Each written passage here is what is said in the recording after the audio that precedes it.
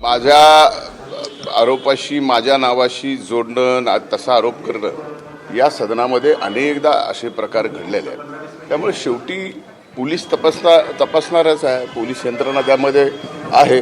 आता त्यांनी ही केस पण सीआयडीकडे दिलेली आहे। या सर्व गोष्टी म्हणलं ना मी आपल्याला की दूध का दूध पाणी का पाणी निघणार आहे। अंबादास दानवेंनी म्हटलं की वाल्मिकांना नागपुरातच आहेत आणि ज्या पद्धतीनं सुरेश दस म्हणतायत की आका त्यांचा शोध घ्यावा।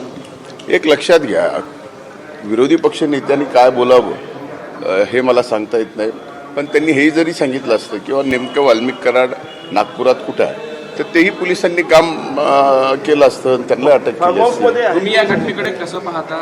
तुम्हाला काय वाटते, काय कारवाई झाली पाहिजे?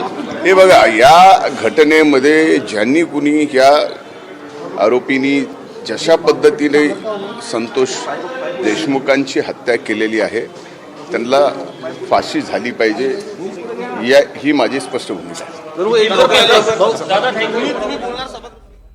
तर बीडमधील हत्येचं कोणी समर्थन करत नाही असं विधान धनंजय मुंडे यांनी केलंय। दूध का दूध पाणी का पाणी होऊन जाऊ द्या असंही धनंजय मुंडे म्हणाले। बीडमधील संतोष देशमुख हत्या प्रकरणी त्यांनी भाष्य केलंय।